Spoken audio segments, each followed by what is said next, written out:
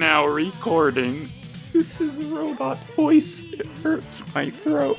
And that's how you're going to introduce the podcast. Oh, God, don't... Alright, fucking... I mean, I'll fucking do it if you're not gonna. Are we gonna do this whole episode in vocal fry? Because Yeah. I'm here for that. We're gonna annihilate our vocal cords now before we are able to finish Zeta. Oh my god, I'm gonna fucking die. You've just got to have a better control of your vocal instrument, and then you won't damage it too much. There's something incredibly upsetting about the term vocal instrument. I know it's called that, I just don't like to hear it. You don't like to hear my vocal instrument, Max? Opa Gundam style. Welcome to Wow Cool Robot, a show about Gundam and space Draculas. This is a show about robots, by robots. For, of, and by robots. God, that hurts Four? so fucking much. Four? From Gundam? Off? 4 from Bye? Gundam? No, she's dead. Pour one out. Yeah, she died over the Atlantic Ocean or whatever. Anyway. Different ocean. Cool. Well, in the words of our ancestors, I'm Sarah. My pronouns are she and they. Hi, my name is Colin. My pronouns are they and them. My name is Max. My pronouns are he and him. And we're back at it again, folks. We had quite a time. I mean, both a couple minutes ago and watching these episodes. We're not stoppable. We cannot be stopped. I'm wearing my safety glasses and my sunglasses at the same time, just to be safe and cool. And neither of those things will save me from the content of these episodes. Holy fuck! Safety, like being safe and taking care of yourself is the coolest thing of all, I'd say. Yeah, it's definitely the opposite of making yourself emotionally vulnerable, I think. Well, no, the coolest thing is making yourself emotionally vulnerable, but physically invulnerable. That's like the ideal sort of body comp. By climbing into a big robot. Exactly. Your heart is exposed, and your ass is completely impenetrable. Excellent. Excellent. Peak human performance. Peak suit performance. I can't think of a whole lot else to say to sort of lead into this. I'm ready to get going. Yeah, let's dive into the soup. My robot has been fully warmed up and defrosted. The soup pouring out of its titty windows. Oh, I'm just sloshing everywhere, aren't I? So... Well, tell us where you're sloshing in episode 34. Episode 34. The Call of Darkness. Hey, Max, it's me, Darkness. Oh, let me just pick up my phone. Guess what, folks? We're bringing the bit back. We're doing episode summaries again, but this time we're each going to take one because it's easier for us. And also, we've heard that people like the episode summaries, and we're nothing but crowd pleasers here at Wow Cool Robot Industries. We've never done anything unlistenably bad. Never ever. We never will. Yeah, we definitely did them and then didn't do them so that you could have a better idea of like what the differences was, and not just because we completely forgot about them last episode. Do you like A or B? A or B? It's A, it turns out. It's A, as it turns out. A stands for Argama, which is running itself ragged, chasing after the Guadon. Everyone on the ship is extremely tired, their suits are shitty, need to be fixed right away. Camille is not minding his own business. He tries to get Quattro and Fa to try and support Rekua, because I guess he won't do it himself. Fa ends up visiting Rekua, and she sort of sneaks her out at the infirmary. And at this point, Rekua is telling Fa about her past as a guerrilla fighter in the war, losing her parents, and how she basically only feels alive once she's risking her life. As this is happening, Papyrus is hanging out with Sarah and Yazan, and he ends up letting Yazan fly out with a squadron to try and take down the Argama, because that's all he thinks about anymore. He brings a bunch of Marasai balloons to trick Ayug into thinking they have superior numbers. The gang sorties, and Rekua keeps getting new type alerts and is zonked the fuck out in space. She constantly needs to get rescued and snapped out of it. Meanwhile, Emma ends up figuring out that the Marasais are only balloons, but it's too late, the fighting gets way too close to the Argama, and Yazan and Rekua sort of have a showdown where they both get their new type moments for one another. But Rekua doesn't realize that it's probably Papyrus influencing her and not Yazan, because the whole time she's like, Yazan, or not Yazan, she's like, is this you? She ends up losing the showdown, and Yazan, takes her, her body gets ejected. She's not dead. She gets ejected from the Methus, and Yazan, holds her in his Humbrabi's hand and flies off. Takes her back to the Dogo Sagir. Everyone believes Rekka was dead. Fa believes it's her fault for sneaking her out. Camille ends up confronting Quattro for not being kinder to her and leading to her death. And finally, everyone's favorite bastard, Wong, ends up letting the Argama docket La Vie en Rose to repair... La vie en rose. To repair and resupply. The end. Everyone lives happily ever after. Très bien. Di molto. That's the one. The spicy Gundam. Italy borders France, Nous allons probably. à Zut Mobile alors! Suit. So we're leaving the Moom. We're leaving Moom. Goodbye, Moom. Yeah, we're leaving Moom. Goodbye, I miss you Moom. already. La Lume. La Luna. So that's not what I said. I said La Lume. La Lume. La Luma. Our bit is translatable. Get with it. We're leaving the moon. Yes.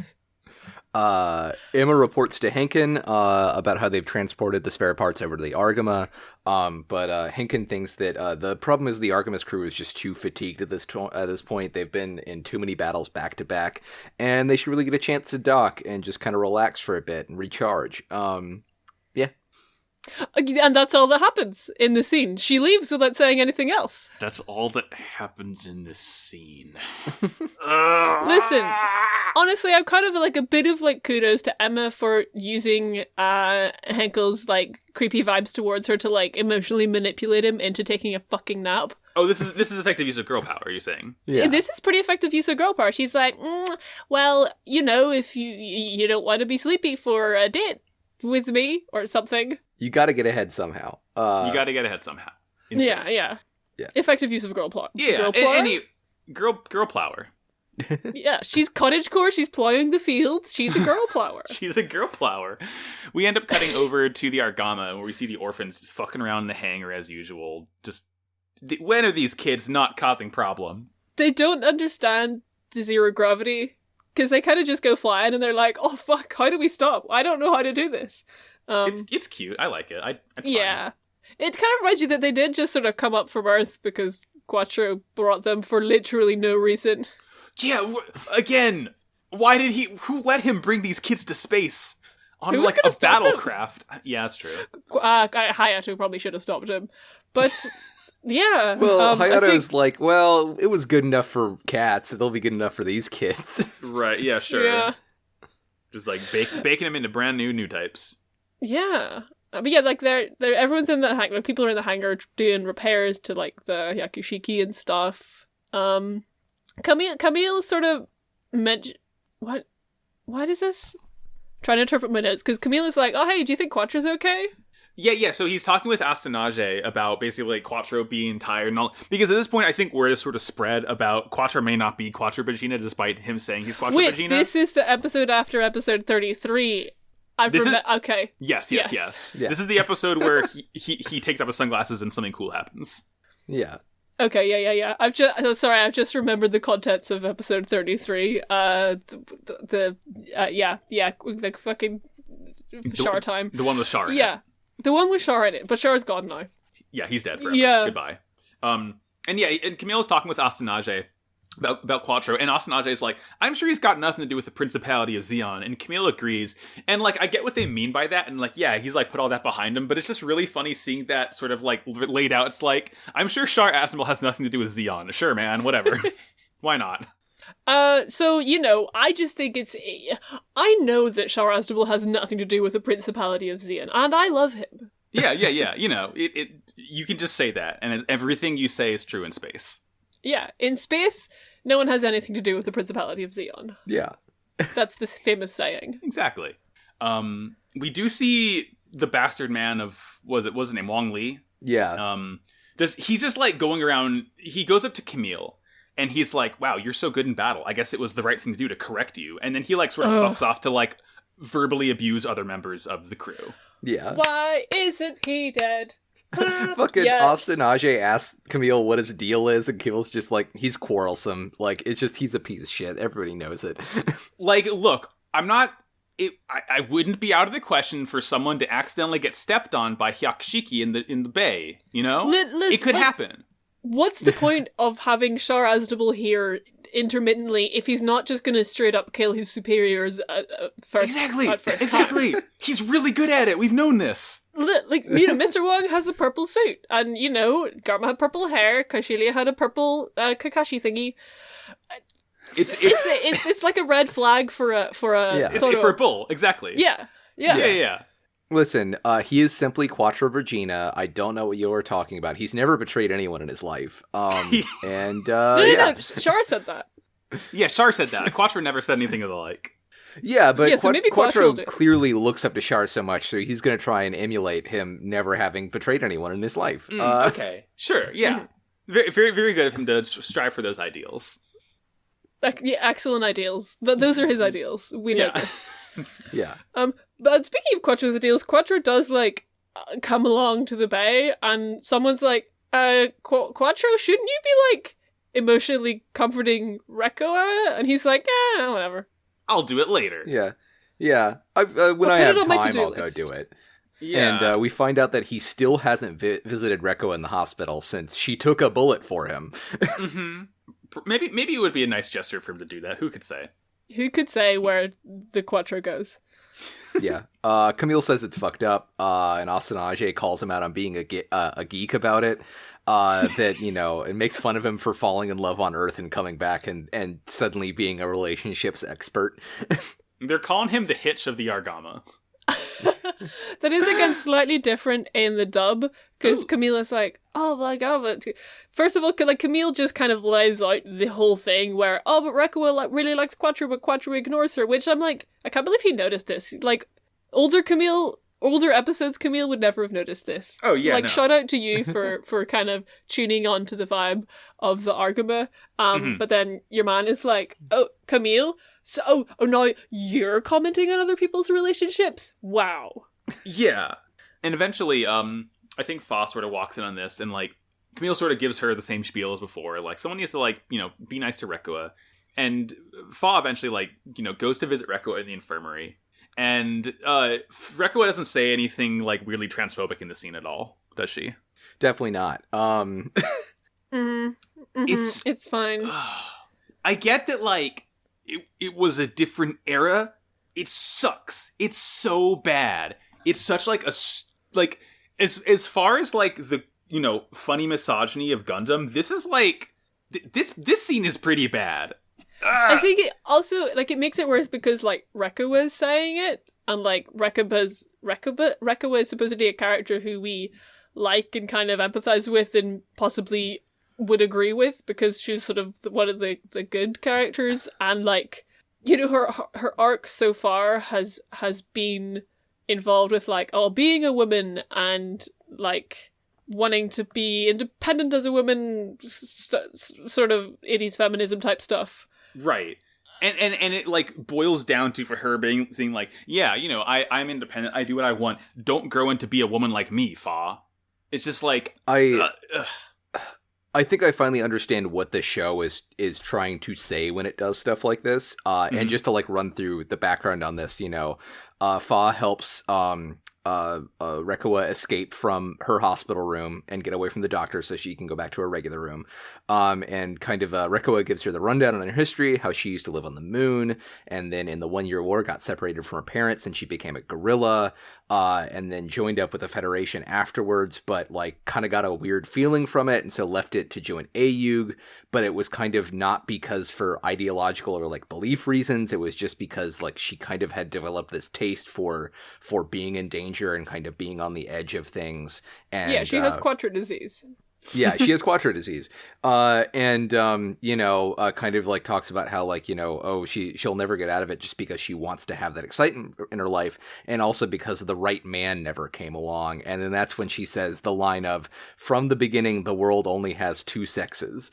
And I think what the show is trying to say about I think what Tomino is saying is that, all of these people have had their lives upended in war, and that the thing that it's trying to, help, conceptualize what peacetime is the idea of, a traditional romantic, het, family life. Yeah. That it's, constantly pointing out, that's the reason why Camille doesn't want Fa to be a pilot, and why they keep forcing Fa into this kind of motherly role, because that is the closest thing they have to like what they view of what peacetime should be like. That's why, you know, the whole thing between Recoa and Quattro is such a big deal, because, you know, if only Quattro would show her affection, she would think that she would have a future after the war's over, but because he doesn't do that, then she just feels like she needs to be in more and more dangerous situations until she dies, because she's never going to get to that quote unquote like peacetime life. And it's really fucked up. It's a very dumb traditionalist view of what peace should be and like what like a normal happy life is. But it is kind of like underpinning this whole thing of like the reason that Quattro can't show Recoa like affection is because he doesn't see a life outside of war. And like it's kind of hammering down all these themes, but I just wish they weren't turfy as hell. Yeah, it's yeah, Gundam says love cannot bloom on the battlefield. Yeah, it says war is bad with the asterisk, and the asterisk being, and you also have to become a nuclear family unit afterwards. And of course, the nuclear power comes from the Gundams, so we know this. Yeah. It's nuclear themes. Yeah, I don't know what she just says. It's very binary. It's very sure, Grandma. Let's get you to bed. Yeah. I didn't write down anything because I just don't really want to think about it. Yeah, I mean the other thing that she actually like sort of says in regard to her own like history is like she lost her parents in the war. She became a guerrilla fighter. And she's like, yeah, the only way I can feel alive is, like, when I'm living on the edge, like, in the heart of battle or whatever. And it's just like, okay, like, you know, it's interesting enough hearing this come from Recoa herself instead of, like, Camille seemingly trying to, like, apply it to her from what he deduces of her behavior. But it's weird that, like, she basically is, like, essentially saying, yeah, he's right about, like, everything he said about me because, like, it is true in my mind, too. Yeah, like, that kind of does annoy me a bit, where basically what the scene says is, oh, Camille was right the whole time. And it doesn't really seem to put much more nuance on it than that. Yeah, that I think that's what it is, right? It's like there's really nothing more to say about it. She's like, yeah, he was right. Anyway, moving on. The thing that really drives me crazy about it is, like, obviously Recoa and Quattro are supposed to be mirrors for each other. And the thing that Quattro is supposed to step up and do is reclaim his identity as Char Aznable and be a leader that can bring people to peace and, like, find freedom for the Space Noid people. And what the similar thing for Recoa is settling down and becoming a housewife. And it's so fucking maddening that, like, those two things are put on a similar level, that just like this ignominious life for Recoa is supposed to be taken as like equal to Char becoming president of space. Like that's how much we're supposed to see like this potential end for her as like such a great important thing, which is like it just fucking blows. Like, yeah, that's the thing. A mirror doesn't have to be every single thing in opposition, right? Like, it's stupid that the show is saying, yeah, becoming Obama of space is as cool as becoming housewife. It's like, no, it doesn't have to be as cool as it. You can like have Recoa also be Mrs. Obama of space, you know? Miss Lond, it's been an honor. Yeah. Recoa Lon's arms. Oh no! Oh man, that's all I care to talk about in the scene. Yeah, I want to talk about how Sarah brings Poptimus Scirocco a sippy cup. Yeah, she comes in with the McNaldo's Frosties. Yeah, she brought in like, you know, his and Yazan's McNaldo's order. She had to go back because they complained about not getting the right Happy Meal toy. I also like that it almost like Yazan's Yazan sitting really on wanted the turtle one. Yeah, like Yazan's sitting on like some crates or something. It looks like they're just hanging out in like a fucking cargo room or something.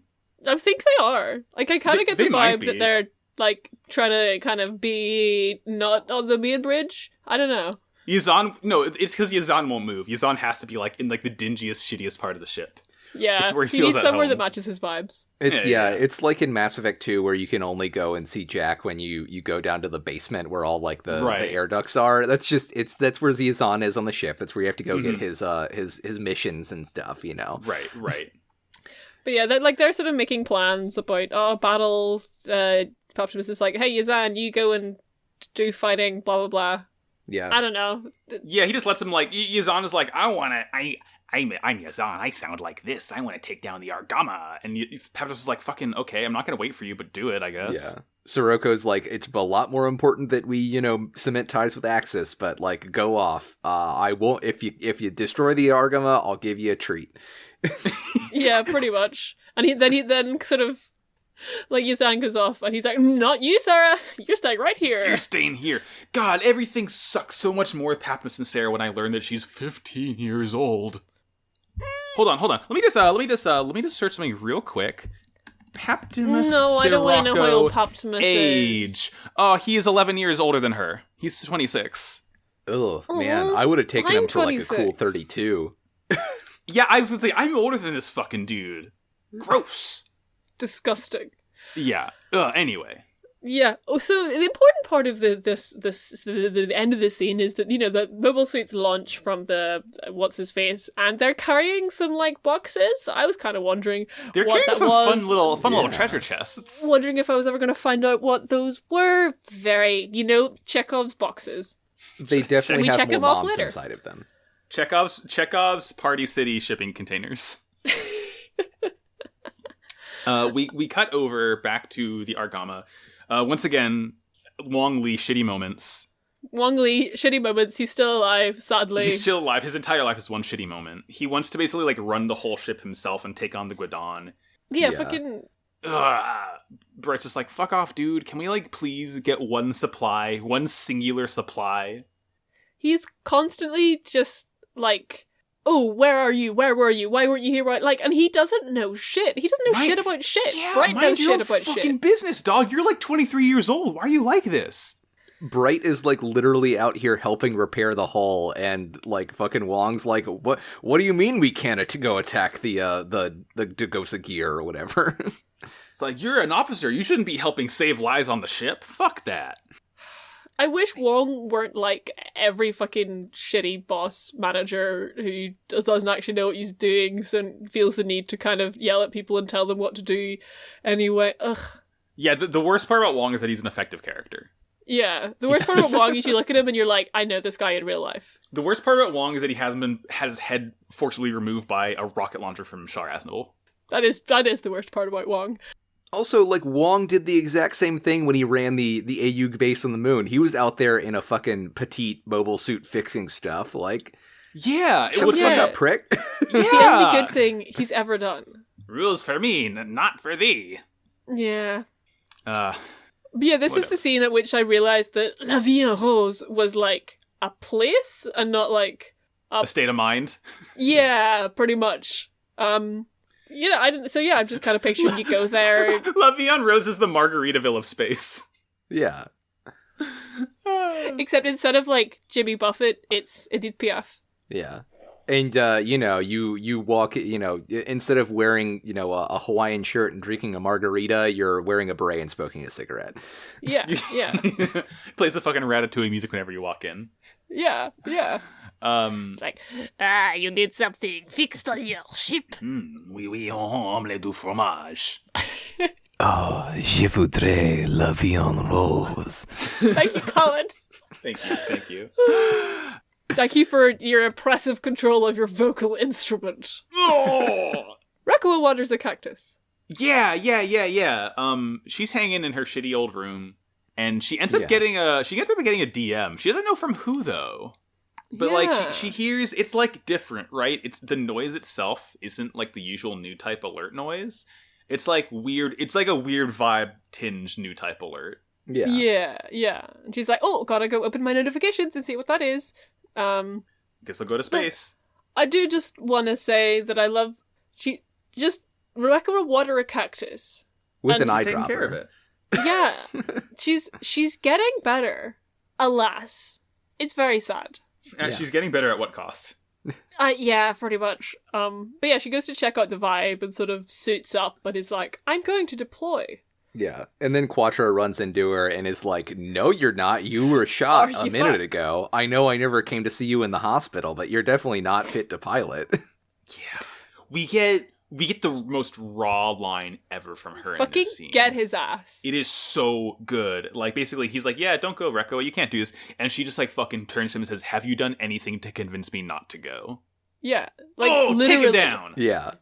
What have you... Name one thing you fucking done for me, bitch. Bye. It's good. It, like... You definitely... It does such a good job of, like, making the audience feel that, like, fucking frustration she has for him. Because, like, you know, he means well, but by meaning well, he doesn't actually done anything. I mean, does he? Well, yeah, I guess it's not meaning well. It's, like, trying to keep Rekkoa, like, at baseline, I guess, if anything. Yeah. It definitely feels like he puts the minimum amount of effort into this relationship because he knows that Rekko is an asset to Ayug, and that's really the only reason he's doing it. Mm-hmm. Quattro problematic moments. Yeah, honestly, the most problematic Quattro moment is that he hasn't killed Mr. Wong yet. Yep. The next scene is very exciting to me. We find out what's in the boxes, and it's a bunch of fake mobile suit balloons. Yay, Baluna! it's a party! Happy birthday, Baluna! Marasai! Yeah. It's just so funny to me. I love that Zeta's leaning so heavily into, like, balloon technology. Oh, Yeah. man. Hey, have you thought about a minion with Yazan's hair?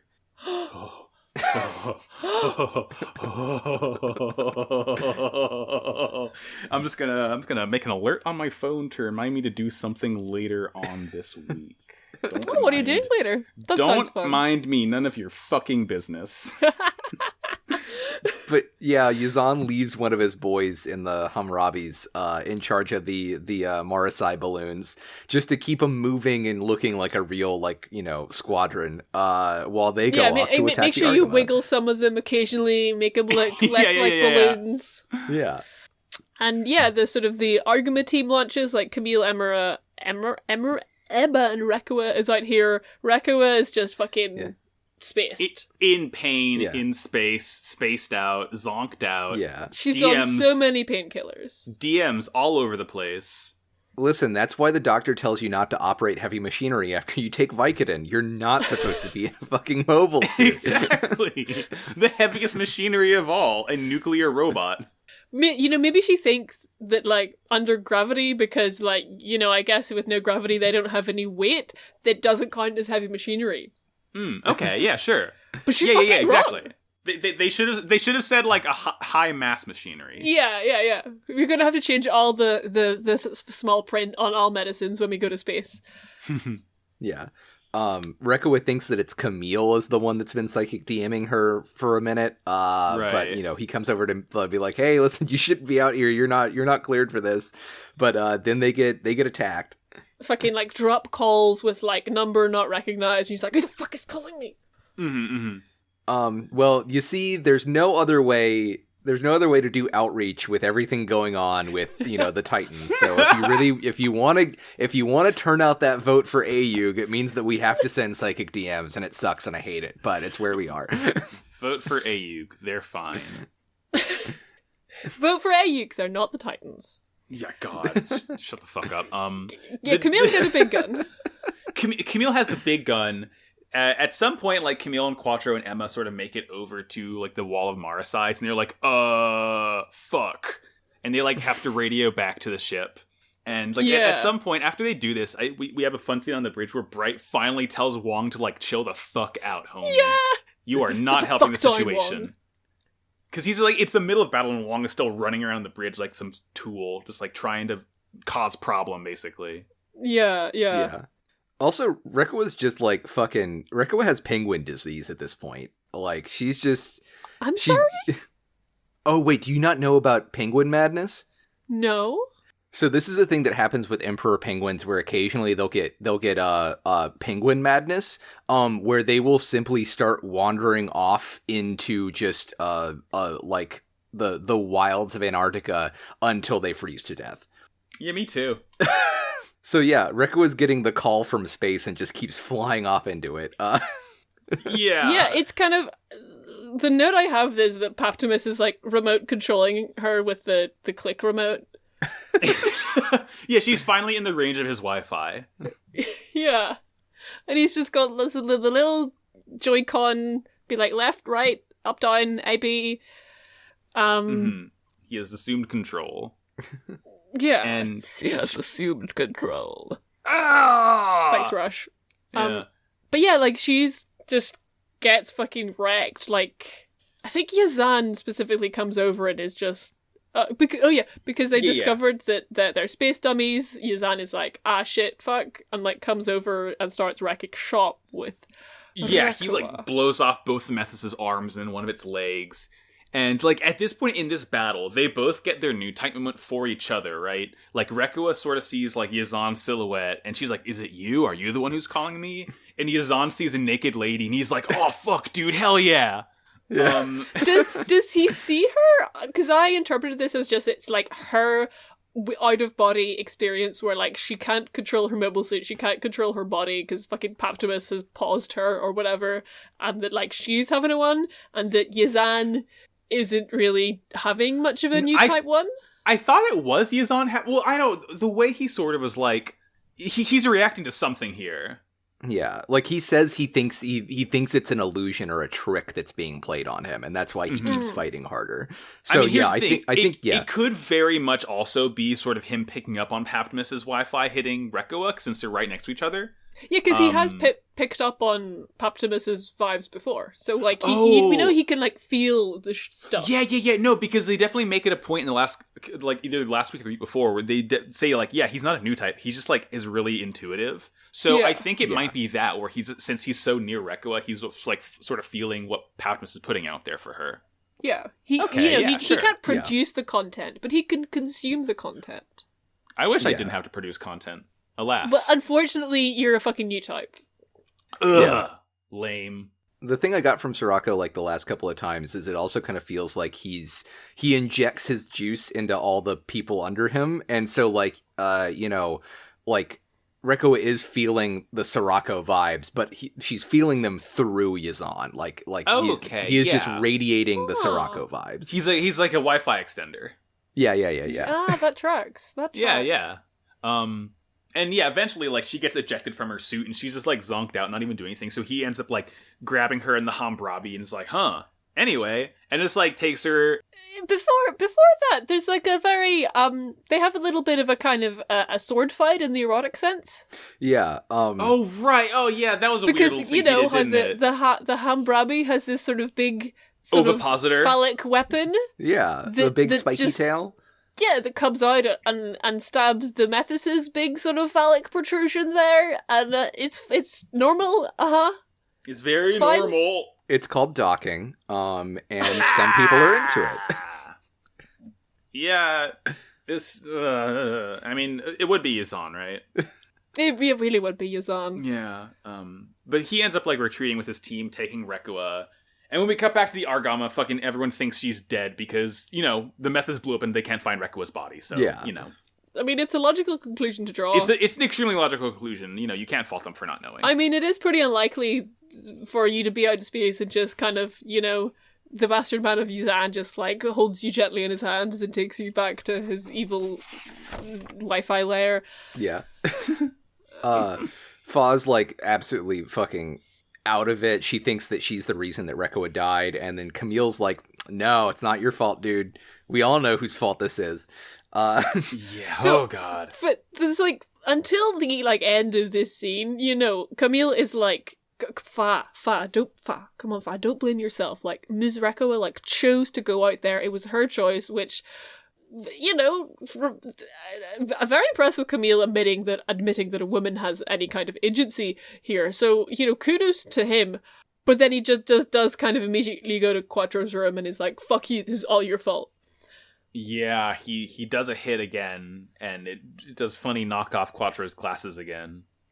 Right before that, we do get the fun scene of Bright and Quattro ganging up on Wong and agreeing that they're going to La Vie en Rose. La Vie en Rose. I love Inception. Yeah. But yeah, the final shot of this episode is, you know, after Camille knocks out Quattro and like reads him the riot act for Not the like being there for Rekkawa like emotionally. We just get Quattro with his glasses knocked off and just commenting on how the cactus flowers have finally blossomed. Yeah, it's just instead of Quattro sunglasses off, instead of acknowledging, responding to, mentioning anything about his own fuck-ups, mistakes, or feelings that have resulted in the supposed death of a woman, he just kind of looks at a cactus and says some ominous, vague shit that means nothing. Well, it does mean a bit, because the cactus is Rekko's recovery cactus, but typical Quattro. Typical Quattro. It is weird Quattro's gonna be Quattros! Oh man, what do you think it means that Rekkawa put all of her plants away except for the cactus? Couldn't mean anything. Couldn't be themes. It couldn't be anything that she would leave out the sort of like famously most hardy plant that can survive in myriad conditions. That's the only one that's left out. And is also covered in spines that makes it difficult to get close to. And it's also usually pretty fucking juicy. Yeah. That's the part we gotta focus on, I think. Some of them, if you drink the juice, you get totally fucking wicked. I love that.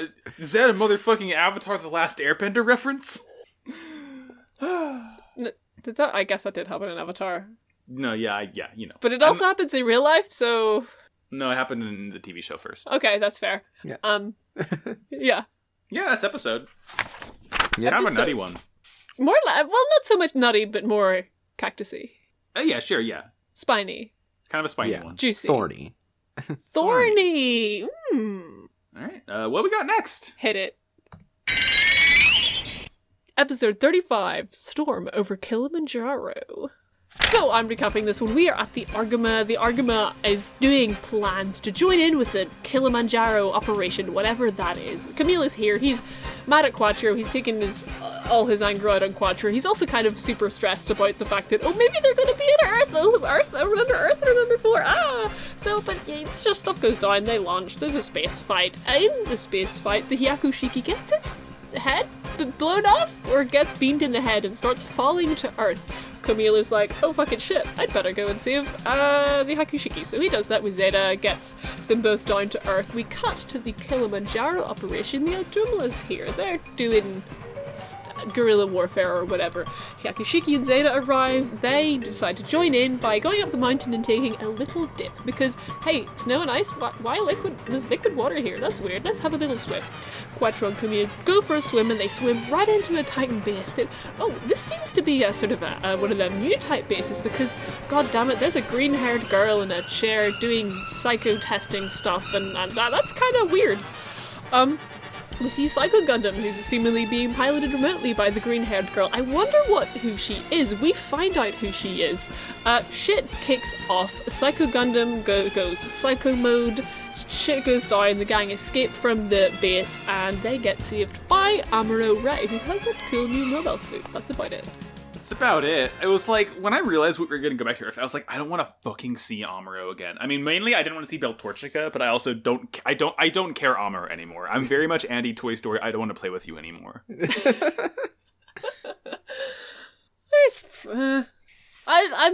he's fine Amuro in these episodes.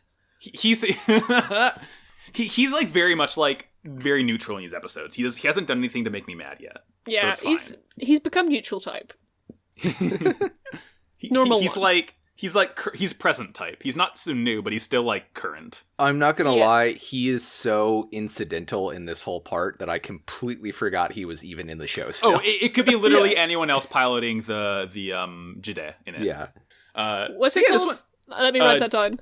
Jideh. I don't know how to pronounce it. Is it Jide, Colin? No, it's you got the consonants backwards. It's a DJ. It's the DJ. Yeah, the Digeh. It's got cool little wings. It's basically it's a Gelgoog that fucks. It's a cool Gelgoog. Yeah. I know you think Gelgoog's cool, Sarah. Sorry. Gelgoog is cool. What? Yeah, this is the cooler Gelgoog. Yeah. It's a very cool mobile suit. I like it a lot. I've written down that Amuro got his own version of the Kate Bush 1979 stage outfit Batwing costume for himself. Good for him. Good for him.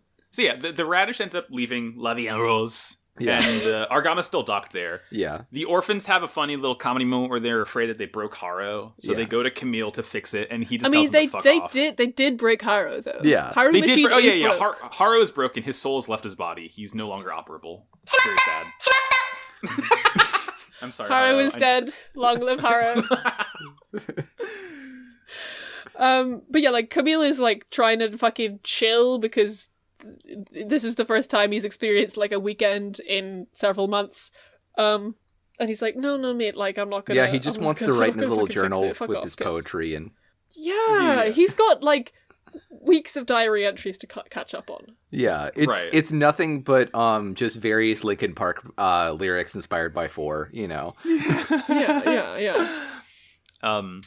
At one point, we sort of see Quattro in the halls talking to Fa as she goes over it. She's like, "Yeah, if they're gonna like search the ship again, you might want to hide those kids. You want to keep them around." You the kids that Quattro brought up in here for like no reason, like not his problem anymore. Well, I mean, he does kind of suggest to Fa that she sort of sequesters them away, so maybe he feels slightly responsible. A little bit, but he's not their mother. Yeah. Yeah, he's not their mother. He could possibly do any kind of mother thing. He's man. Yeah, no, men are supposed to be politicians and leaders, and women are supposed to be caretakers. That's what the show keeps ramming down our fucking throat every episode. That's the thesis of Zeta Gundam. I'm spitting it like, fuck you. I am pressing S. Yeah. But, you know, they're having this conversation. Camille walks past and just blanks Quattro in the most savage way possible. Yeah. Epic. Oh, yes. Get his ass. Get his ass. Fa does, you know, he gives Camille a very stern look and he agrees to fix Haro for the kids, and he does, so that's good at least. Yeah. And then we cut to Brighton Quattro. Yeah, they're fucking talking about how great it is that Mr. Wong isn't here. Thank God. Yeah. I'm so happy that fucker's like, he's not dead, but he's not in my view, so it's fine enough for now. Yeah. I have little enough object permanence that I can kind of pretend he's dead. I've already forgotten his name and face. Who? I have goldfish brain. He might as well be Miho from Yu-Gi-Oh! Season 0. And then our next scene is sort of like, you know, Quattro and Wong are talking, or Quattro and Bright are talking about like, yeah, they're going to Kilimanjaro with Karaba. We're finally going back to Karaba's. We've like recovered from our pasta food coma and we're back for more. Yeah. And we get like a briefing room scene next. Yeah, because you know, Camille is at the briefing room scene and they're like, time to go to Earth, and Camilla's like, oh shit, Earth, oh, that's where fucking Four's from. And then he just kind of, like, he does a thing where he finds something in the meeting to yell at Quattro about, and so he can yell at Quattro. Well, it's because he finds out they're not actually going to Earth, so he can't go back to where his Four memories are. Instead, they're just going to hang out in orbit and just, like, shoot Kilimanjaro from space to distract it so that Karaba can move in and deliver the pasta. And he's just so upset that they're not physically going there to help Karaba, and definitely not so that you can go back to Earth and be sad about Four. Mm-hmm. It's a temper tantrum. Yeah. And eventually just leaves, and even, you know, when he does leave, he proceeds to then like chastise himself about you know, not even really having ground to argue with Quattro because he's just as dumb and stupid because he can't stop thinking about Four. Yeah, he can't justify it. He does kind of said himself, oh, I shouldn't take this out on Quattro. That's like the very fucking first time he's thought that. Good for him. Yeah, growth. Yeah. We end up seeing that he fixed Haro for the kids. Yeah. And Haro thanks him. We found this out by the fact he nearly just gets brained by Haro in the corridor, who's hovering perfectly at head height, waiting for Camille. Yeah. It's like a fucking let chaos reign. Chaos reigns. And he like gives Haro to the kids. He's like, yeah, it's yours now. Congratulations. You got it. Yeah. They signed some adoption papers and they're legally parents. They're parents of Haro. Good for them. And then he asks Fa to look after Rekua's cactus for literally no particular reason. Why not symbolic? Yeah. Yeah. It's, you know, when you're a gal, you gotta water your pal's cactus. That's the thing. It's because Rekua was a woman, and so is Fa, which is why a woman has to be the one taking care of plants. Yeah, cactuses need women's touch. Exactly. Probably. Probably. Something like that. Yeah. Yeah. Then we get some sick fucking horns. I was just about to say the exact same thing. This is the sickest riff I've heard in my life. Holy shit. Yeah, we get some dark fucking brass as we get introduced to the Titan's newest mobile suit, the Barzams. It looks like a fucking cop. There's something about that blue and yellow color scheme that makes it look like a fucking cop. This robot looks like the most marketable mobile suit in this show so far. You think? Like I could look at like it's blue, it's cool, it's got yellow bits, it's got a cool crest. Like these things got to be flying off the shelves. I don't even know what they are, but like I'd buy one if I was 7. I'd get my parents to buy one if I was 7. It's definitely got more of that kind of like when Xeon suits get the kind of like Royal Guard influence they occasionally have. That's what they kind of look like. It kind of feels like they bought these off of Axis or something, but I don't think they actually did. It does kind of have like a, with mobile suits, there's certain design elements that are reminiscent of body parts, I'd say. Mm-hmm. The Barzam has kind of a big pee-pee hole. I don't know if y'all have noticed that. Yeah, no, it looks like it's got a big pee-pee cannon. It has a big old hog cannon, don't it? Yeah. Who doesn't love to fire their pee-pee at the enemy? Oh yeah. It's just kind of, and it doesn't help that it's like it's highlighted in red too, which is like you only really see red on like the sort of thrusters on the legs. So like the fact that the red is like smack dab where the honker is like okay. Well, I mean, it's pretty Yonic. Okay, all right, yeah. Maybe it's a cloaca, we'll say. Just like it's cloacic. It's an all-purpose hole. Peak mobile suit performance. Yeah, it does have very wide childbearing hips. Yeah, you know. Also, it has like a really, really small torso. It's like it's mostly legs, and that's saying a lot for like a Gundam suit, you know? It's sort of a sphere. Yeah, like it's really like it's much shorter than we're used to, but it's also really fucking wide. Like this is just a funky little mobile suit. Okay, you know, the more I look at it, the more I like it. I'm into it. Yeah, me too. It's becoming less marketable to me. I always say it's not the coolest suit that we're introduced to in this series of episodes, because later on there's something that I'm gonna fucking mark out over. But until then. Yeah, so basically Yazan is like leading a squadron he has his own Hammurabi squadron, but he also like gets this Barzam squadron to sort of play around with while he does his nasty space crime. Yeah. Good for him, he's earned it. Yeah. I'm proud of him. And then the saga of the Hong Kong holotapes continues in this next scene. Because I didn't catch this one. Camille and people are like they're about to like launch, and what's his face? Thessaly is what his name is. Your man like kind of goes past and is like, as Camille is launching, and he's like, "Hey, if you get to Earth, buy me another holotape." Yo, give me some more porn, bro. God, I completely missed that. The saga continues. It's good. Then they launch and shit kicks off. But you know, I just didn't want us to miss the it's important to note. This will probably be like the final main plot point of Zeta, as I'm sure we'll find out. Yeah. I mean, this is the A plot. This is the This is the AU plot. Yeah, because he's buying A-grade porn. Yeah. But yeah, Argama is shooting missiles and lasers down at Mount Kilimanjaro. Kilimanjaro is firing stuff back, but they're not really hitting anything. And then they see Yazan. And his boys are moving in, so they all sortie. And before too long, they're throwing electrified yo-yos at Zeta. Yeah, they are just yo-yos, aren't they? Yeah, just like Yu-Gi-Oh. Just like Yu-Gi-Oh. Miho is here. They're fighting with yo-yos again. It's just like season 0 of Yu-Gi-Oh. Yu-Gi-Oh. Yu-Gi-Oh. Yu-Gi-Yo. Yu-Gi-Yo-Yo. And they're electrified. And at one point, basically like Quattro comes in to like sort of cut the wires off of Camille because he's getting hit with them a lot. And then I guess it's probably Yazan who like just fucking domes the Hyakushiki with it and like totally knocks it out, and it just like starts plummeting to Earth. It's so funny. Yeah. Yeah. Camille has to go Dorito mode to save him, and Bright tells Camille to basically like just keep going into orbit, rescue Quattro, and meet up with Karaba down in Africa. That he's giving him the okay. Yeah. Someone remarks that like, oh, all right, no, I think it's Quattro is in the thing, and he's like, oh, Earth's gravity is pulling me in. Wonder does it sure mean kind of a weird thing to say. Yeah, a bit of a weird thing to say. Weird thing to say when think you're that- having a bad emotional time and lost in what your identity is. Yeah. Yeah, I don't know if Quattro says that. I don't know who says that. It might be Bright. But I know that Quattro is kind of like in the Hyakushiki just plummeting to earth, and he kind of is like, guess I'll die. Yeah, he's like, this is fun. Yeah. He's so Yeah. sweaty. He's really well. It's hot, you know. The Hyakushiki's Yeah. starting to burn up in the atmosphere, and it's probably gonna get a little spicy inside the cockpit. Yeah. Yeah. It's a cockpit. But even once they kind of like make it, Camille saves them, they make it down. We see a bunch of giraffes and shit, and then they're It's just kind of sad. flying along.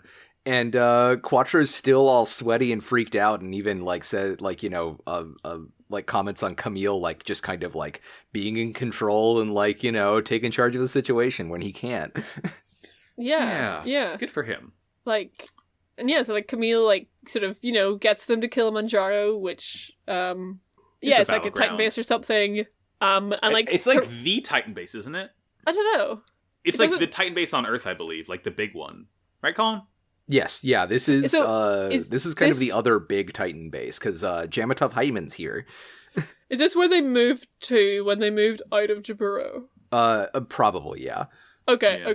okay, that makes sense. Wow, I love that. Very cool. The Earth Federation constantly like sort of industrializes and ruins like famous natural landmarks around the world. Yeah. First the Amazon, then this beautiful, beautiful mountain in Africa. Listen, Yeah. they're simply resources. Yeah. Well, Quattro and Camille are kind of like coming around the backside of the mountain so they don't get shot up by Karaba, and are just kind of looking around.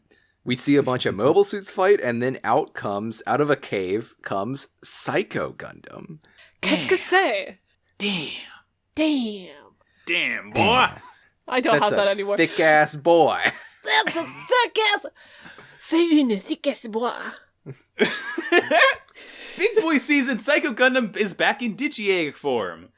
Yeah, and yeah, sort of like Camille is like, oh fuck, Jesus. Oh yeah, this is when they find the lake and stuff, and like Camille is like, oh my fucking god, it's Psycho Gundam, and Quattro is like, what is that? Because he never saw Psycho Gundam. Oh yeah, he was never on Earth. Yeah. He like Well, left at that he- point, I think. He left before the shit happened, so like he Right. doesn't know what this is. Yeah, he's like, wow, that's a cool robot.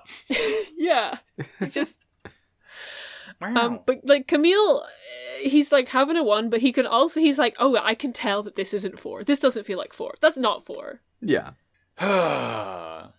Quattro dives into the reservoir because he figures, hey, this water isn't frozen, so that means it's probably coming from the base. And Camille, despite being told to watch over the mobile suits, follows him.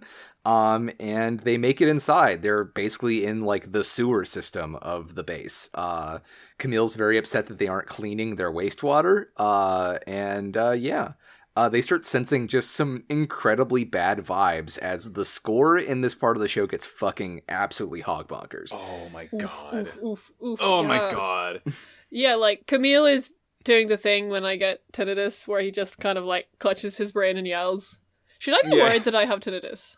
Maybe. I did not know. Impossible to say. I don't know.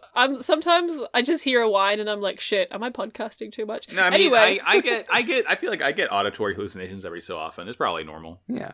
so Camille's having an auditory hallucination. Yeah, and so is Quattro, incidentally, at the Yeah. same time. But like Quattro is just kind of like, oh, I'm sensing some strong thoughts, whereas Camille's like on the floor. Yeah. I wonder, maybe there's a reason why it's affecting Camille a lot more than it's affecting Quattro. Who's to say? Yeah. He's older. Okay, it's like how old people can't hear certain frequencies. Yeah. Yeah. I don't know. It could be whatever's making this fucking slowed down Doctor Who TARDIS noise, or it could just be that Camille is simply more opened up to being a new type than Quattro is finally. He hears that nasty theremin real good. Yeah. And they're infiltrating. They're he keeps on hearing that weird nasty headache noise. And he follows the smell. He floats up. It's like a fucking stinky ass pie in Tom and Jerry. He's floating on that scent trail. And then fucking who do we see hooked up to the fucking brain machine? I know, just like another girl with green hair. Like, oh my god, how many of these did they have? These funky women are just flying off the shelves, aren't they? Yeah, so they've like, you know, after Four died a few episodes ago, they brought in another girl with green hair, and she's like, you know, piloting the Psycho Gundam remotely, but it's also like torturing her because, you know, the Psycho Gundam is much more than a one-girl power machine, and she can't like do it. Hyman's just kind of watching this, like, turn up the dials. It's very Ava. Yeah. It is very Ava, and it also, it's like someone literally someone comes up to Hyman and is like, "Sir, this is ineffective use of girl power," and then they turn off the machine. Yeah. Quattro and Camille then run into Jamatov in the hallway, and Quattro just starts fucking firing off shots at him. Doesn't hesitate. Yeah. Like, it's on site.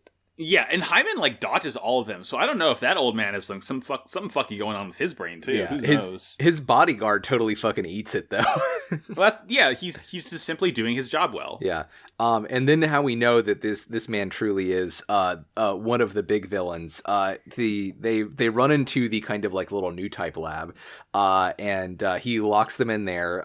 Quattro starts to shoot through the glass, only for him to say, I would have expected more out of Char Aznable or Lieutenant Quattro. So like he knows he's here for it. Yeah. He says the red comet has hit rock bottom. Ooh, Damn. get his ass. So good. Such a good line. And it's just, he like locks him in there. Yeah, like Quattro's fucking Char node is activated because he's like shaking and shit. Yeah. Yeah, he does not like being called that.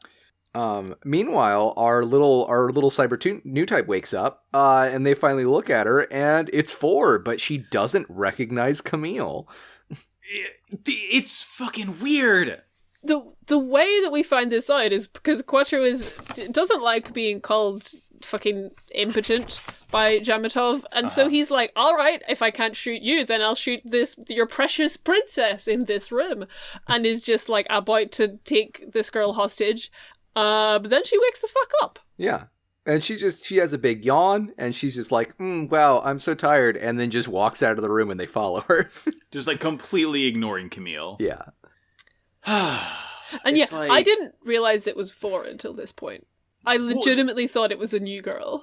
There's something this isn't weird. A bit.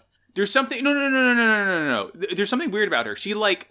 I mean, maybe it's been a while. I feel like Four's hair looked a little different. Like, she looks a little different, doesn't she? Her hair's a little bit longer. Tidy.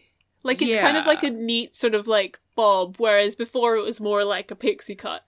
Yeah. Right. I guess it's like time has passed, which is like a cool detail, but like that really only served to confuse me because I'm like, oh, who's this? I mean, here's the thing. Hair grows and you can cut it and dye it. So like, for example, let's say somebody had like, long pastel purple hair and then they got in a really bad accident and they had to shave it all off. And then, maybe they dyed it teal, or maybe like some mobile suit radiation changed their hair color. Who knows?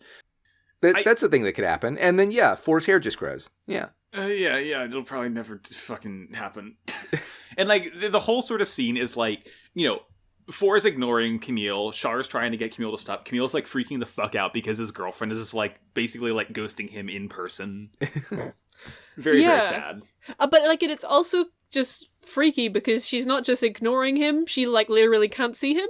Seemingly, it's as if she doesn't know that they're there. Yeah, or like when she does respond to them, she's treating them like they're the kind of regular technicians that are kind of around her, that kind of thing. Mm-hmm. Yeah. Quattro does tell him that he's going to be possessed by that girl if he doesn't like leave her alone, which is fun. I wonder if he has like some sort of experience he's basing that statement on. Who knows? Quattro, I'm sure doesn't. Yeah, but she hops into the Psycho Gundam to pilot it like physically, and goes out to go kill a bunch of Karaba people. Do her job so good. And it's just the whole time Camille is just like Four. Just trying so hard to get to her, and like Quattro is like holding him back while she gets in Psycho Gundam and stuff. It's a lot. It's a lot. The boy is having feelings. Yeah. The boy ain't right. And then I have a feeling, because fucking Amura's here. Yeah. Yeah, who gives a shit anymore? The feeling is, oh, hey, it's Amura. He's in a DJ. Yeah. This thing is funky looking. It's like the middle bit is like a really nice dark navy, and like the arms and legs are like this really nice light like turquoise color. It's Gelgoog but cooler. Yeah, I dig it a lot. It's a Gelgoog in like the Nemo color scheme, and then also it's got some funky little wings. Yeah. It does kind of look like the kind of wings that you wear when you're like dressed as an angel for Halloween, where they're just kind of on your back and they don't really seem to do much. Yeah. And they get in the way when you try and go into the bathroom stall, or like when you're trying to kind of push past someone at the bar, and your wings actually they do serve a function. They help you get drinks. There you go. No, I mean, look, but mobile suits always have some fucking useless like piece of design in them. Like fucking V-fins on Gundams just look cool. I'm pretty sure they get in the way and they get bonked on a lot of stuff, but like they're there to look cool and be like, oh, that's neat. You know, it's like it's just there to be cool wings. I'm sure they like all do something in like the schematic pamphlets. It's probably like a wing binder or something. You know, it probably got some verniers up in there. Yeah. But, they don't do anything. We know this. They don't do anything. They're useless. Yeah. They're just a fucking big hunk of metal. Hang on a second. We gotta go back because looking cool is a use, and I don't want us to dismiss. Okay, that. right. Yeah. That's important to know. They definitely don't contribute to flight though, because he is still having to use a base jabber. So yeah. Like Amoro's here. Quattro and Camille book it. Get out of the base. Yeah. 4 does finally recognize Camille, but only as the one making her suffer, which, you know, we love to hear. Probably not good. Yeah. And like, Quattro and Amuro are just like trying to like fucking hold Camille back as he like refuses to fight her while she's just like shotgun blasting him with beams. Yeah. And Amuro fucking says to Quattro, he's like, bro, it's happening again. Like, you should know the consequences of letting someone get too close to a new type. Yeah. Yeah, but just because, like, Amuro is sort of, hey, sure, how could you allow these two, how could you let him see that girl? This was your fault, kind of sentiment. It kind of, I mean, yeah. Kinda. It's like Amuro like sent reports about this whole mission up to space, and like there was a note for Quattro Vagina, and it said, "Do not let Camille back here." Yeah. Like his ex is here, ex by circumstance. Right. Yeah. That's more or less it for the episode. Like they have to like retreat and regroup because you can't really fight the fucking Psycho Gundam, can you? Yeah. Should we dive back into the soup? Back into the soup. Colin, tell us about this normal episode. Oh, the totally normal episode of Forever 4. How many ever?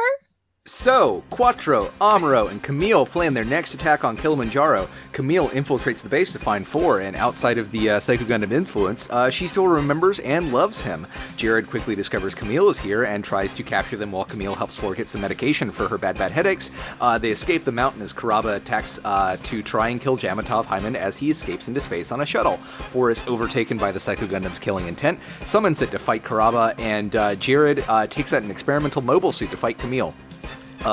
Only for to finally break her conditioning as Camille reaches out to her in time for her to put herself between Camille and Jared as Jared goes in for a killing blow, piercing the cockpit of the Psycho Gundam with a beam saber, killing her, and it's a bad time.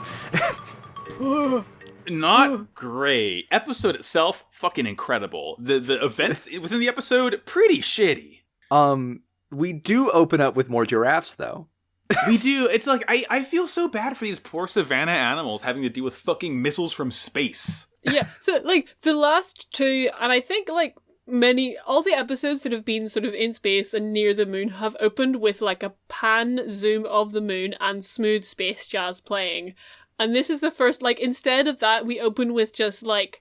So there's like a little family, and they say, "Welcome to Kilimanjaro," and then a giraffe runs past going, "I'm a giraffe!" Just wanted to shout out my favourite vine there. Yeah, good. I'm a giraffe! God. I'm just laughing just thinking about it. Anyway, we see some robots, and the robots are doing a pose as if they're cold, and I love it.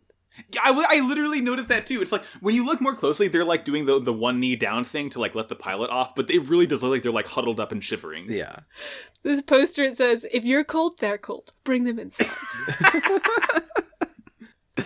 Yeah, they're camping in the snow. They've got some of those big chunky tents, and Quattro has been given Quattro's been entrusted with the right of command. Really? Because I think in the sub it says it's like, oh, he took command. Like the implication here is he came in and was like, all right, I'm in command now. This is my show. We're doing what I say. In the sub, Amuro like explicitly says that he is like first dibs on command since I guess Hayato's not here. It's so fucking good that Amuro is like, yeah, Quattro, you're in charge. Isn't that great? Yeah. I noticed. I think this is the first time Amuro calls him Quattro. Yeah. Interesting that he finally accepts that. Seeing what will happen later at the end of the episode. Yeah, well, Amuro can smell Quattro's vibes right now, so he knows what's up. He knows what's up. Yeah. He smells great. Smells like Helen. But that's only because the only thing Amuro can smell is Helen because he's drenched in the stuff. Yeah. Just fucking sopping with it. Yeah. I do want to shout out everyone's like yellow snow coats. Yeah. It's like cool cold weather gear. Yeah. Cold weather gear. Yeah, Quattro mentions to Camille at some point that it's like, yeah, if you kill Four, like, you're gonna shut the fuck down, homie. Like, I know, like, you know, if something happens to Four, like, something bad will happen to you because you're so fucking caught up in her soup. Yeah, I think the exact words he used is he's going to be spellbound by Four's power, which, that's just a good phrase. Mm-hmm. Ooh, spicy. Yeah, because he's like, so something about, like, Camille, like, you're already kind of, like, functioning on a weird one, but imagine how much worse it would be if, like, Four had died, or something like that, along those lines. And, imagine how much worse it would be if Four died. Hopefully that won't happen. Yeah, what experience could Quattro and Amuro possibly be speaking from? Maybe a shared experience, mayhaps. It was from that time that Four nearly died a few episodes ago. Yeah. Camille is convinced though that if they can defeat and destroy the Psycho Gundam, Four will be out of its thrall, and that's his big goal, basically. Right. So he basically like sneaks away. He drives off. He drives a little like 4x4 to the base. Oh, and he's what? like a 4x4. It's like a sort of like expedition scout truck kind of thing. Yeah, it's a Jeep. It's a Jeep. It's a Jeep. Yeah. My bit here is the kind of the 4 part of the 4x4. Like 4 from Gundam. Yeah, like for themes. Yeah. Themes, characters, and facts. Yeah, I want to shout out because this scene, like, Quattro goes for like a walk into the snow and like Camille follows him, and just the whole scene, it's just full of wind, full of movement, full of drama, and just shout out to the animation. Yeah. Animation in this episode, like, incredible. Yeah. Oh, in these couple ones, because there's something I noticed that like when Yazan is in the second episode, when he's like we're getting ready to like strike the finishing blow to the Zeta Gundam, every fucking like mouth movement he makes is animated really well, weirdly well. When he says like you're finished or whatever, it's just like this one weird bit of like really good animation really struck me. Yeah, and like later on in this episode, I think like Camille falls down a mountain or something, and he's wearing this blue coat, and just like all the shading and different hues and tones on that coat are like perfectly outlined and like etched in. That Gunpla check be hitting. I hate how good that Titan's uniform looks because it looks so I know, cool. it's so sick. Like, it took me ages to realize it was a Titan's uniform. I was like, oh, Camille has a cool blue coat. That's nice. Yeah, that's how like no one recognizes him until... Yeah, it's kind of difficult to pick up on, but he does have the Titan's eagle on like one shoulder. That's the only reason I was able to realize it was a Titan's uniform. Yeah. But he ends up driving over to the base, and he sees like Actually, a sort of like... I do have one more thing to mention about this scene, is that like the tone of like Quattro talking about Four is like so calculating. Compared to Camille, who's like, just drive for this is just pure emotion, I have to save her, and Quattro is like doing math women, but not in the confused way. Quattro's doing the Zach Galifianakis thing from The Hangover, and Camille is like, 100% you are my fucking Doyle friend.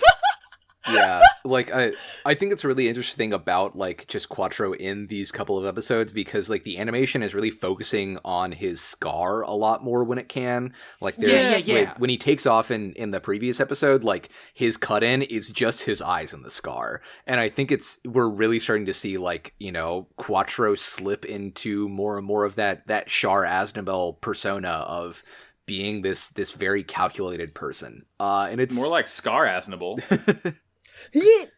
But yeah, Camille does a fun hang glider into the base. He does see a cool sort of like experimental under construction robot there. Yeah. The big shout out to seeing the Homo Avis, my favorite machine in Zeta Gundam.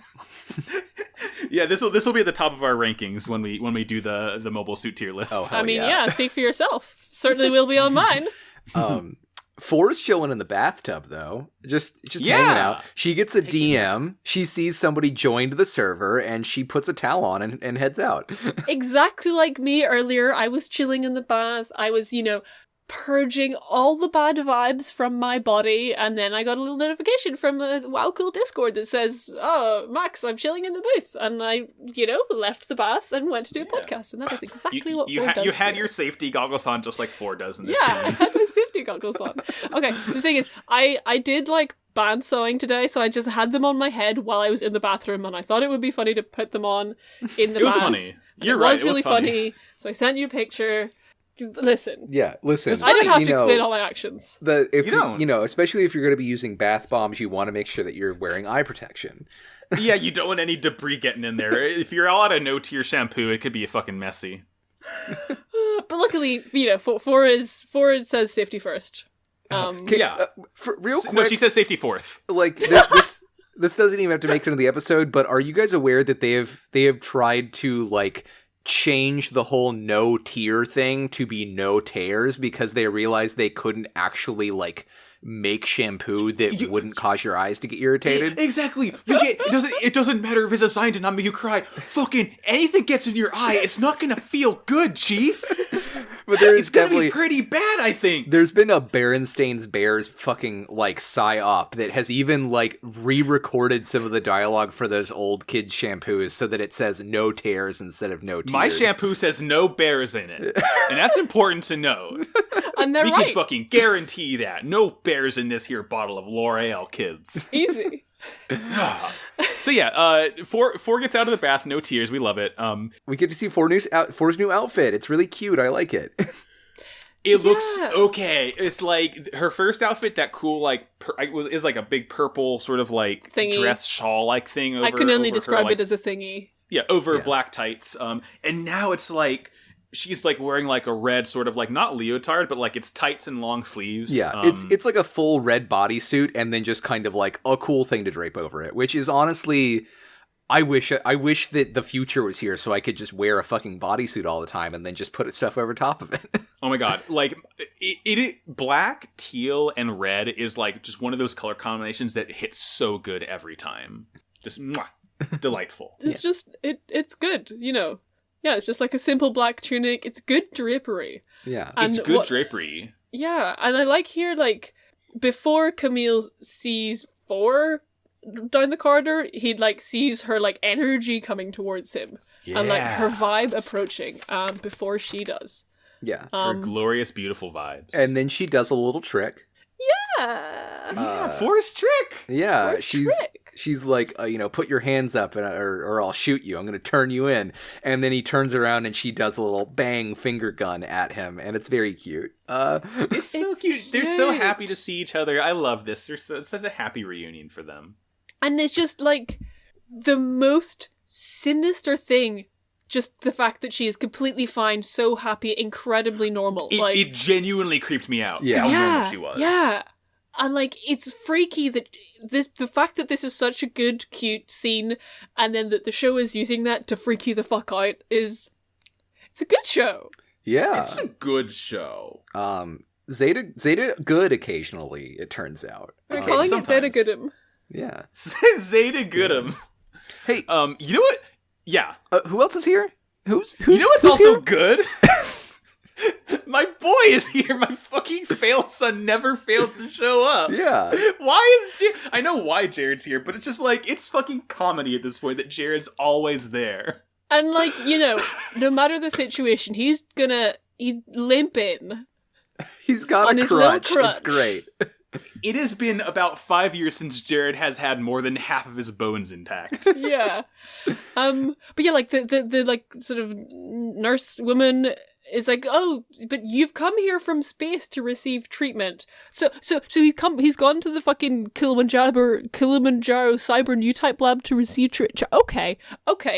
Sounds normal. I'm sure it's fine. I'm sure it's I don't nothing. think it's like the actual, I don't think it's a cyber new type lab. I think it's just the Titan headquarters, and like, I think at this point, maybe they're trying to, like, the Titans are more consolidated because they're like, oh shit, people are like, Ayug's on our ass, Karaba's on our ass. So I don't think he was sent there to like get brain disease. I think he was just sent there because it made sense to send him there because it's like the main seat of power for Titans on Earth. Yeah, like I think they've had a lot of their bases blown up at this point, so it's kind of like, all right, cool, here's the big one. We're also going to keep the Psycho Gundam here because that makes sense. yeah, but that's just incidental. Jared, you're here to get your bones back. Yeah. He's at first like, oh, I need to go like beat up Karaba. I need to get revenge. And the nurse is like, no, don't do it. You're fucked up and you'll get owned again. And then he sees Camille and Four walking down a hallway and is suddenly just like, I'm gonna go peacefully watch what's happening in the battle. Thank you, nurse. I love he's so good at like getting his demeanor changed whenever he sees this fucking kid. He's like, oh, I just saw my nephew run down the hall. Hold on one moment. Yeah. And yeah, so Camille and Four, they're running around the base. They find like an empty room to make out in, basically. Yeah. Well, it's Four's room. And she's room. got a mini fridge full of Coca-Cola and guava juice. Coca-Cola juice. I fucking love guava juice. She also has a gun in the fridge, but that's neither here nor there. Well, I think it is here, and it is also there. Because yeah, like Camille is sort of suspicious. She's like, why it's too normal, this is too normal, it's fucked up that she's normal again, what the hap is fucking, she was completely different earlier. So he kind of like casually, sort of emotionally speaking, leans on the wall and is like, so what about your memories? And then as soon as he fucking mentions Four's memories and she's in the fridge and her hand starts trembling over the gun that she keeps in the fridge, and there's a big fucking moment here. Yeah, which kind of just sort of, she manages to dispel, and then just turns around with the guava liqueur. She has like a sort of like, in her head, she sees her handlers like, if you kill Ayu, you get your memories back for shoot the boy. Well, oh man, I don't even think it's that anymore, which we're going to see as this episode goes on. Because, like, she does, I think she is just, her head is fucked at this point. Because she does admit that she becomes a completely different person and, like, isn't aware of what's going on when she goes in the Psycho Gundam. You're not you when you're hungry. Yeah. You're not you when you pilot a cyber new type Gundam. Maybe all I'm saying is maybe this whole situation could have been avoided if Four is given a delicious Snickers bar. She loves the caramel, she loves the nuts, she loves the chocolate, don't we all, folks? But listen, we saw that the way that she went from like mean Four to nice Four was by taking a delicious bath. A nice calming bath. So well, maybe in the future, bath bombs have a little bit of flavor to them, so you're able to drink up some of it. The problem Snickers is they're bath only bomb. letting her eat right Twix. Whoa! Yeah! She needs the left Twix. Look.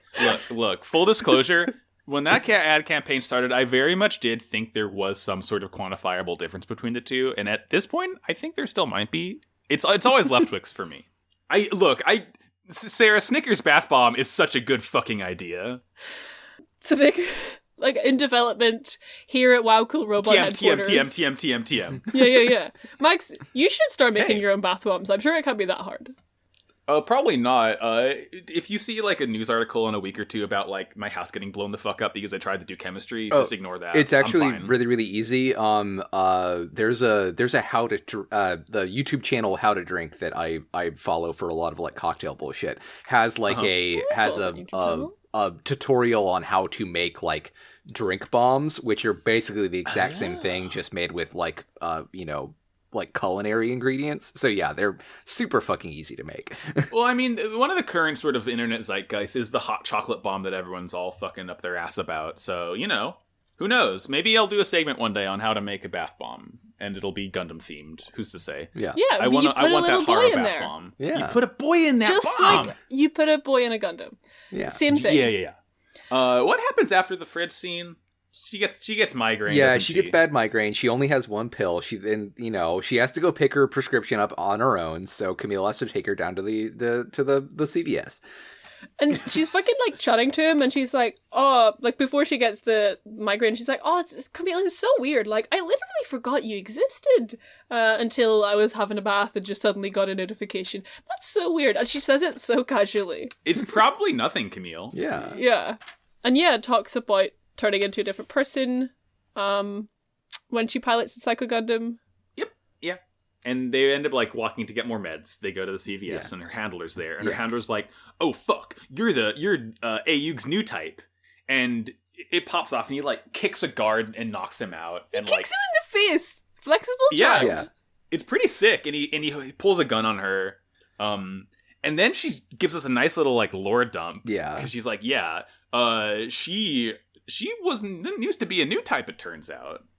Yeah, like she starts talking bullshit about like, oh, it's necessary to enhance normal humans in order to compete with you new types. Yeah. Also, the medicine that she tells to the doctor to bring over is aftamelanin. Which is really curious because, so like, normally we know that melanin is like a component in your skin that, lends it color and that kind of stuff. It's also a component of your nerves too. So it seems like maybe they're juicing her up with like super nerve juice, basically. Okay. Ooh. She's just getting... Wait, so is yummy. this, is what, so like, because I never... Is the medicine kind of causing her... Is she taking the medicine and the medicine is making her be weird new type? Or is the medicine combating the weird stuff they've given her to make her be cyber new type? I think my understanding is the medicine is sort of like if you get a transplant, you need to take like the pills to prevent like immunorejection. I think it's something similar to that, like the pills that make her body continue to think it's a new type. So it's like she actually does need them to survive, and it's not just like a weird manipulation thingy. Maybe the beam from Jared didn't kill her, but your medicine ran out. Yeah, I think it might be a little column A, a column B. Like once you get dependent on a medication, you need it to still function, but it's probably still also doing other stuff. I've gone too. through like fuck changing meds, and you have to go through withdrawal every single time. Not great. Oh man, I tried to I tried to like just reset my caffeine like about a year ago. Oh, caffeine's some of the worst stuff to go off. I made it a week before I like was just like I was so like crabby and like just awful that I was like, all right, I guess I'm just addicted to caffeine for the rest of my life now. Yeah. Yeah, My girlfriend, You're not you when you're decaffeinated. You're not you when you're decaffeinated. My girlfriend accidentally took herself off of caffeine because she accidentally bought decaf coffee for a week, and she's like, oh shit, this sucks, and then she's like fine now. Yeah. So anyway, Camille's like holding her at gunpoint, and she also mentions that like, yeah, Four's memories, they're gone, buddy. You can't get that shit back. Yeah, because like Camille like holds her up at gunpoint and is like, you're gonna give Four her memories back right now, and she's just like what did he think was gonna it. happen? Make her like fucking eat a USB drive or something? The metaphor she uses in the dub, I don't know if it's the same in the sub, but she's like, memories aren't like light bulbs. You can't take them out and screw them back in again. So I just wanted to ask, how many new types does it take to screw in a light bulb? Oh, what a fun joke setup. Say it, Sarah. It's 4, but then the light bulb will flicker on and off again. Aw, beans. That's pretty fucking funny. Really? Because I thought it was I thought it's 2 if you want the light bulb to work perfectly fine, but 3 if you want it to shatter when one of them runs into it. Sorry, I dropped my keyboard. My jokes. My bones. My jokes. I can't hold all these great jokes. Listeners, please post your favorite actual punchline to that joke in our Discord. We would love to hear some actually good ones. Oh, please. And then fucking our boy shows up. Jared's here with a gun. The quote that Jared said, "You can take the woman hostage, but I'd still shoot her to get to you." That is the exact same thing. Jared, I love you so much. Yeah. Well, this fucking Margaret Thatcher sucks shit anyways. Like, it's fine. Yeah, no lost love there. Just pow pow. Yeah. It's not as on site as Quattro and Jamitov was, but it's like, he gives Camille a warning, but then he's immediately about to shoot. Right. I won't hesitate, bitch. Yeah. But he then will not hesitate. Four completely recovers and shoulder checks him and Yeah. takes Jared's gun and then also produces another gun out of nowhere. What's that so you she got has there, two Jared? guns. No! And they run off, but then Jared pulls a boot knife out and tries to throw it at Camille. Yeah, just say it like sticks in the wall. It's just like very, very cool, Jared. I love you so much. Yeah. That little was goober. knife. Yeah. Bless. So they've escaped the facility. Yeah. Camille and Four are running, and Camille's like, "You need to get your memories back." And she's like, "My memories? Who? What about them?" She doesn't Oops. even remember her memories. That's, again, Big if true. the creepy, freaky, spoopy part of this episode. Just like her being completely normal and calm and like, oh, what? What do you mean? It's fine. It's creepy. But the scene is interrupted by Jared is fine. He Yeah. like fucking drives a Jeep down the mountain. Yeah. Gets And out then- with his crutch and another gun. Another gun. It's like, And then just sort of like, this is like a Powered by the Apocalypse game. The GM just has one move and it's introduce Jared to the scene. It's a rival move. Yeah. One of the rival Yeah. moves is Jared shows up. Yeah. yeah, And Jared can show up at any time. and he will. And he will. And Camille and Jared have a little bit of a little tussle here. Yeah. Karaba does show up. We know the battle's on, but Jared Yeah. tries to Yeah, fucking, hit Camille with his cane, and Camille proceeds to catch his arm, and Judo throws him down Mount Kilimanjaro. The He'll be single- rolling down the mountain when he comes. It's this. Oh, this is one of my favorite moments in Zeta. So fucking funny. Like, Jared, you're crutching along, you're limping, you are not fully boned here. You are... Please, Jared. Please, you cannot. Jared, you can't do this. Stop. And the thing that sells it so well is after Camille throws him, Four just goes, "He's falling." Just nonchalantly, just wow, look at him go. should I go warned you just- about I warned you about the mountain. It just keeps happening. I warned you about mountains, bro. Yeah, because Forrest's like, And- did you have to do that? Huh. Anyway, Bummer. I'm gonna go fucking sicko mode now. Yeah. Check this out, dude. She gets big headache. Yeah, Yeah, because fucking, like, Ayuk starts carpet bombing the place, basically. yeah. Yeah, not a good place to be right now, Mount Kilimanjaro in Africa. Yeah, it's just big explosions. Quattro's flying around trying to find Camille so he can extract him or whatever. Yeah, Mhm. Amoro's here. I thought I'd mention that just in case we forgot about it. Yeah. I did. Yeah. Four starts just fucking DBZ glowing right She now. summons her stand. Yeah. Her stand she- is Psycho Gundam. Yeah, she uses her sick blue glowy powers to activate Psycho Gundam's come here mode. Yeah, she turns to Camille and she's like, "Are you my enemy?" Like, ugh. Yeah. I hope not. I mean, it's almost like a relief, to be honest. Like, The- with the what, that, vibe like- of the episode. Like, finally she is... It's fine. She's back to a recognizable behavior pattern. Yeah, like, the threat is visible now, if you know what I mean. Yeah. Literally visible because we see the energy emanating from her. And her fucking eyes are glowing blue. She's T-posing, but in a cool way. Yeah. She Yeah, it's slaps just- Camille. Yeah, Camille also takes a little bit of a tumble down Mount He didn't even Kilimanjaro. look Not at as her funny as titties. Jared. Yeah. Didn't even look at her buzonkos. Yeah. She even like fully like picks him up by the collar and throws him. Like it's great. Yeah. And like as she's getting in it, he says, "That's the devil's machine." Yeah. Listen. Oh my god. Camille is obsessed with girlfriend 4 times his own strength. Yeah. Yeah. Yeah. 4 times his own everything. At some point we do see as this is happening, Jared climbs back up Mount Kilimanjaro and goes back to that hangar, and he gets in this like experimental, not fully painted suit yet. This thing's a BR land. This thing fucks. This suit beats ass. It looks like Starscream. I love this suit so much. Yeah. It's not like the official reveal of it, We'll see it later on, like maybe next week or the week after, but like this thing is sick. Yeah, it's like very obviously got like fake placeholder armor on it and stuff. Like, and it's not even the fucking coolest thing we see Jared pilot. And Colin knows what I'm talking about. Yeah. Sarah doesn't, but you will. Ah. Oh man, Sarah, fucking late Zeta suits are so good. I don't know the plot. I just know the suits. Anyway. Yeah, Four gets in Psycho Gundam. We do cut to Hyman for a bit, and he is just like doesn't just in the base like whatever, doesn't really seem to care that Ayuk is attacking. This doesn't it's bother fine. him.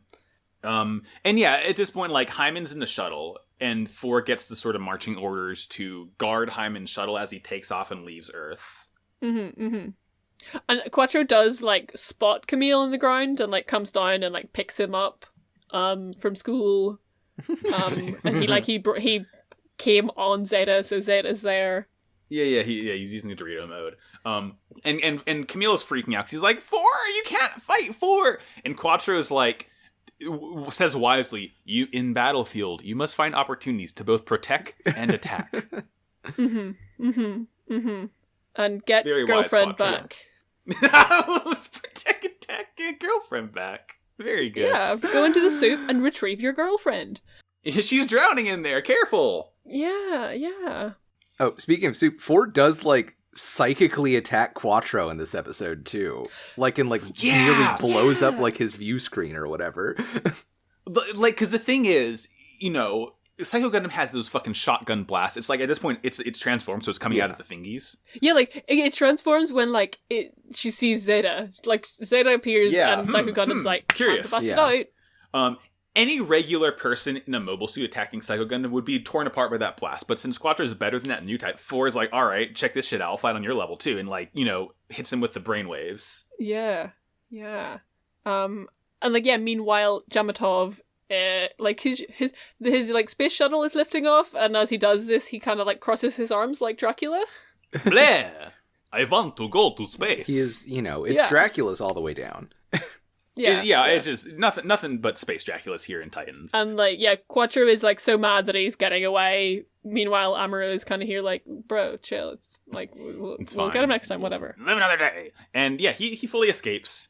And like Jared rolls up at this point to cause problem. And Camille is fighting Jared, and 4 is fighting Quattro. And like once the sort of at this point, I think Karaba fully takes the base, and it just everything's blowing the fuck up. Yeah, we get like a one-word statement from Amuro about how the assault team must have succeeded, and then everything just starts to explode. And like as this is happening, I guess like the explosion sort of like it knocks Psycho Gundam down, and I don't know if like that snaps 4 out of it. Or what snaps 4 out of it. 4 like sort of snaps out of kill mode right now. Well, it also feels like Camille reaches out to her in the blue soup and kind of does it with his psychic power. Yeah, because it very much seems to be he dives into the soup and fishes her out with a little fork.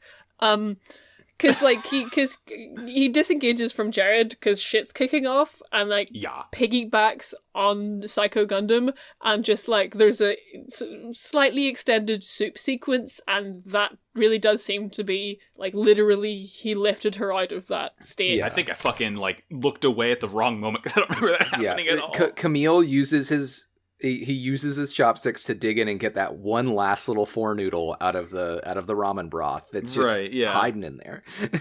He poured her stock through a strainer and just got all the nasty little bits of Psycho Gundam out of there. Yeah. But none of the flavor is still pristine. Speaking of nothing being pristine, fucking my beautiful baby boy who's never done anything wrong in his entire life. Goes to sort of like try and strike the blow at Camille with his Jared, saber. who's never done anything wrong in his life. Jared's never done anything wrong in his life. Jared's never killed someone important in the show. Jared simply perfect, beautiful Jared has only tried to protect things like bombs. He comes in. Jared's killing intent is focused on Camille here. He is trying to get Camille. Yes. Yeah. Because that's the only thought his brain is capable of producing. But now that Four is back in control, she puts the Psycho Gundam between Zeta and this prototype, and Jared gets her right in the eye chakra, just right between the eyes, straight into that cockpit. And, like, I don't know about y'all, but, like, I definitely have a moment of, like, Psycho Gundam got stabbed in the cockpit in the head. Yeah, that's the thing. It's like, it's so fucking stupid to put the cockpit in the head. That's like I know it's a smaller turret than the body, but like, I mean, that's the problem with beam weaponry, right? Unless you have like an eye field, you're going to get hit with a beam and it's going to fuck you up no matter what. But I feel like the head is, I don't know, not the wisest place to put the cockpit. It makes sense in the bigger mobile suits. That's where the brain is. I would say it makes sense in the bigger mobile suits because, you know, usually, like, obviously the Mark II or the Psycho Gundam doesn't have one, but like the Suzabi has its cockpit in the head, and that's because you can't really have the whole like escape pod thing if it's stuck in the middle of like a giant ass mobile suit. So that does kind of make sense, right? Okay, that's fair. That's fair. I'll take that. You can, but yeah. I get you. Yeah. I think that it's cool that it's in the head because it is like the Psycho Gundam. And it does brainwave shit, so it just kind of thematically speaking makes sense for Four to be in the head. It makes sense, yeah. Because she's not right Beans. in the head. Oh man, not good, Scoob. Except she is right. Four once again enters the soup. It's soup time. Four is like fully immersed in the soup. It is Four soup at this point. It's you see like. Is it like a scarf or like a petal or something that's like slowly drifting? To me, it's a rose. Through the soup? To me, it was a torn piece of fabric from her jumpsuit. That's what I thought it was. But I think it's also it's definitely supposed to evoke the like sakura petals from when Moar died too. Oh, remember fucking Moar? I like Moar. She was cool. She's cool. She's still cool. She's in the soup. Cool. It's fine. She's in the soup. She's in the new type hot tub with Lala and Four now. Yeah, hanging out with Leela's there too, probably. Hopefully. It's just, yeah. Weird. Have we cracked it? Is the soup just a big hot tub that the new types hang out in? That's new type heaven. That's new type heaven. If you ever hold your girlfriend's body in your arms as you fucking sob and the fucking volcano blows up? Do you ever... Wait, is Kilimanjaro a volcano? Yes. Yeah. All mountains are volcanoes, really. Okay, sure. It makes sense. But Kilimanjaro is, like, more of a volcano. But just, like... Psycho Gundam, because Psycho Gundam's like head is gone, and as Psycho Gundam is like lying there. Wait. So no head. Carry on. So Psycho Gundam's head is gone, and as Psycho Gundam is lying there, there's all this fucking like red wiring or some shit coming out of its neck that just looks like fucking blood drips. It's metal as hell. They it's did pretty that. sick. It's the second coolest thing to drip out of a mobile suit. Four's psychic ghost does say the incredibly sad line of telling Camille to be happy because now I can truly live inside of you, which is just, hoo boy. Famous last words. Yeah. And like, because when the last time Four quote unquote died, I didn't expect that this would be the last we saw of Four, because I was like, oh well, she's in the soup, we'll see her again in the soup. And, like, now, that's where we are at now with, like, her death here. But just, like, the fact that the show did bring her back for an episode and a half, and then took her away immediately again, just makes it hurt so fucking much. Yeah. I know. And, like, how much the rest of this episode focuses on her dead body as a physical object, too, to really say, like, she's dead now. He's, like, clutching her corpse. God, it's like, she's fucking dead. And as this happens, Amuro is like, people end up repeating the same mistakes. And Quattro also says the same mistake. Oh, this is where they do another really cool Zeta Gundam tableau, where, little cut-in portraits? No, like, where, because, like, Camille is, like, cradling for his body, and, like, behind them, like, Zeta Gundam is kneeling down in a kind of, like, mourning pose, and then, like, Hyakushiki and the DJ, like, just, like, fall out of the sky and, like, flank that sort of pose, and it's just like very composed, fucking Caravaggio-ass shit. And the golden ratio. And like golden ratio. That's the Hyakushiki. And Camille's like so fucking overcome that he won't even respond to Quattro like trying to convince him to leave. So the Hyakushiki has to grab them, and we just get this fucking raw shot of like as they're leaving of just like Quattro opening a couple of the fingers just to see like Camille clutching Four's body. It's so raw. Yeah. Yeah. He's like, and like fucking... the two mobile suits have to like pick up Zeta Gundam like by the shoulders. Yeah. And then Kilimanjaro explodes. Love to see a giant, natural monument, just one of the most iconic mountains in existence, very, just very blow sad. up. Yeah, and like as this is happening, we sort of hear like a remix, like a not symphonic, but like a non-lyric remix of the opening at this point, which is like really, really good and really, really like emotional and sad, and like Camille's just like fucking lost the will. Like they're in the Alhuma now, like, and he's still just like totally clutching her corpse. Yeah, he's not letting go, neither physically nor emotionally. And, hey, but yeah, what does he say? Max, tell us what he says. He looks at fucking Quattro. He's like, I will no longer call you Quattro. You're gonna have to return to Char. Sorry, he looks at who? He looks at Char Aznable and says, I will no longer call you Quattro Vagina. You'll have to return to being Char. And Char's like, I agree. Yeah, like he takes his glasses off and he says, you're right, Camille. Like... And he takes his glasses off in just kind of the same affect that he does in the OP when he does Dio pose. It's like how JoJo's OPs have a ton of spoilers for everything, but you don't know it until you know it, and now we know it. I mean, I've been looking directly at it, being like, I know what this fucking means, but when's it gonna happen? It happened. And here we fucking are, and I'm gonna have to leave the country. You're gonna have to walk into the sea wearing Gundam. Quattro Vagina's dead. Long live Quattro Vagina. Long live Quattro Vagina. Is dead. I want to give a brief shout out to the way it's phrased in the dub, because he says, I'm never going to call you Lieutenant Quattro again. You have no choice but to return to being Char Aznable. Yeah. That's what my sub said too, and it is just a perfect phrasing. Oh god, it's perfect. What a fucking good way to end an episode. Yeah, Four's dead. Remember when Jared says dead's you and Four says is dead?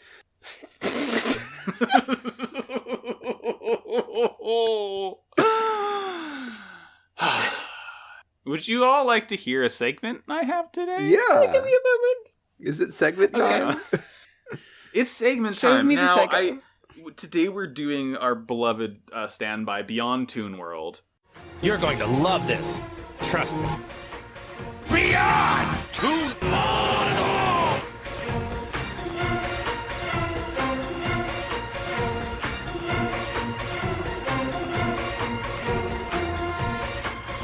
And I was gonna do one for Four since, seems a bit appropriate, but there's not been a whole lot that her voice actor has done. Almost no one I actually recognize. I think the only one is like a Tenchi Muyo character in like all the series is. So today we're also going to talk about a pretty important character from these episodes.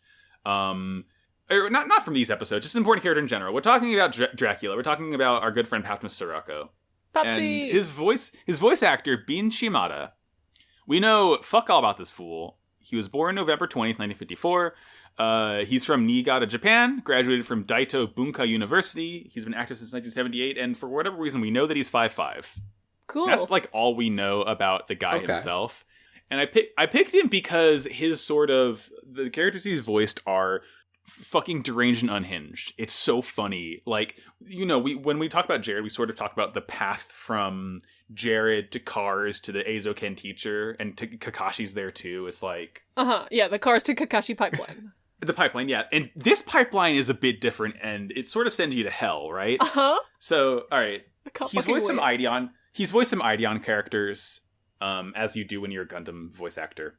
He was, remember at the point in 0079 when they get a couple more bridge crew members halfway through and you don't really care to learn all their names? Mm-hmm. He voiced Dublin only in the movies of Gundam.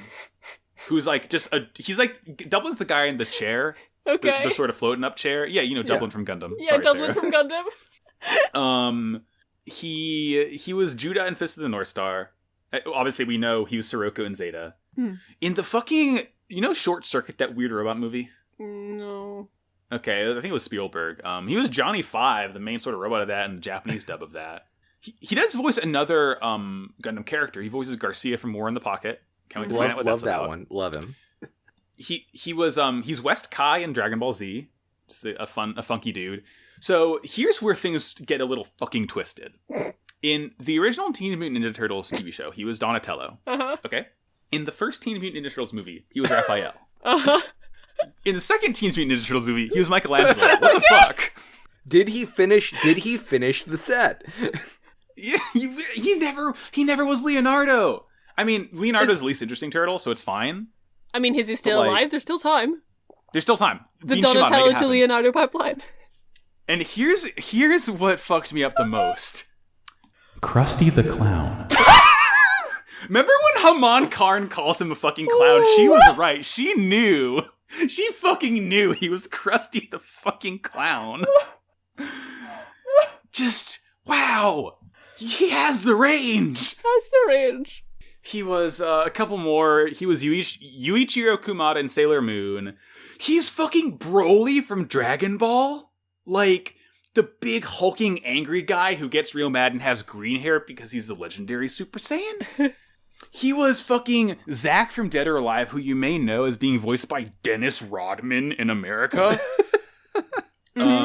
He's Wapol in One Piece, the dude with the fucking, like, metal chin. He was, in Dragon Ball Z Kai, the sort of, like, remaster of Dragon Ball Z, he was Kami and Babidi.